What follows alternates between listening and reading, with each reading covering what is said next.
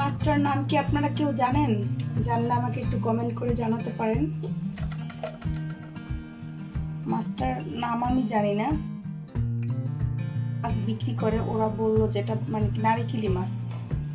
আর এই মাছটা আমি খাইনি কখনো, ফার্স্ট আমি নিয়ে আসলাম। মানে দেখতে সুন্দর লাগতেছে মাছটা, একদম পরিষ্কার সমুদ্রের মাছ। তো ওরা বললো যে মাছটা নেন, ভালোই লাগবে খেতে, তার জন্য আমি মাছটা নিয়ে আসলাম। দেখি কেমন। আর আপনারা যদি এই মাছের নাম কেউ জানেন আমাকে একটু কমেন্ট করে জানান। আমি ইউটিউবে সার্চ দিয়েছি কিন্তু এই মাছটা আমি মানে পাই নেই, বুঝতেছি এটা কি মাছ আসলে। আপনারা পুরো রেসিপিটা দেখতে থাকেন। কি কি মশলা আমি ইউজ করি সেটা রান্না করতে করতে আমি দেখিয়ে দিব। লবণ দিয়ে মাছটাকে কিছুক্ষণ মাখিয়ে রেখে আমি ভালোভাবে মাছটাকে ধুয়ে নেব। মাছগুলোকে ভালোভাবে ধুয়ে নিয়েছি। এরপর আমি সামান্য একটু হলুদ দিয়ে দেব, সামান্য একটু মরিচ দিয়ে দেব, আর হচ্ছে একটু লবণ দিয়ে দেব। এটা দিয়ে মাখিয়ে নেব, তারপর হচ্ছে ভেজে নেব। প্রথমে ফ্রাই প্যানে একটু তেল দিয়ে দিচ্ছি। তেল দিয়ে গরম তেলে একটু লবণ দিয়ে দিব আর একটু হলুদ দিয়ে দেব, তাহলে কি হয় মাছটা লেগে যাবে না।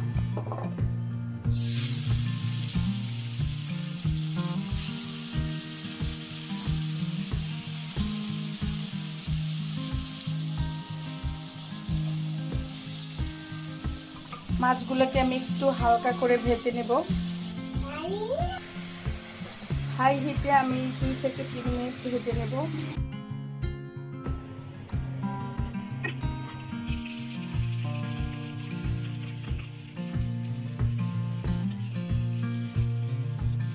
পেঁয়াজটা এরকম যখন ভেজে নেব, এখান থেকে অর্ধেক পেঁয়াজ আমি তুলে রাখবো। 1 চামচ রসুন দিলাম, 1 চামচ হলুদ, 1 চামচ মরিচ,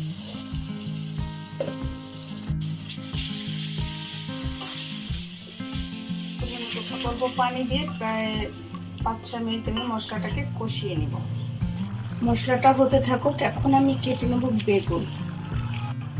বেগুনটা আমি একটু ছোটো ছোটো করে সাইজ করে রাখবো, যেহেতু মাছটাও ছোটো।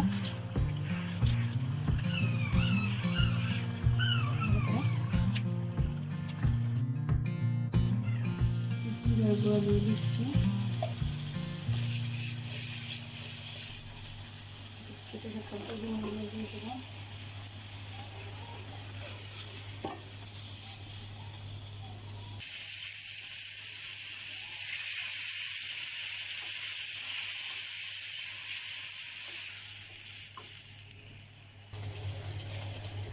এখন এইটা মশলা কষানো হয়ে গেছে, ভাজা মাছগুলোর মধ্যে এটা ঢেলে দিব।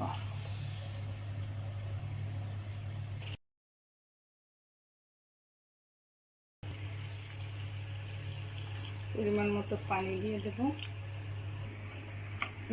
যে কড়াইতে মশলাটা কষিয়েছি ওই কড়াইটা আমি ধুয়েও একটু পানি দিয়ে করে আমি এটা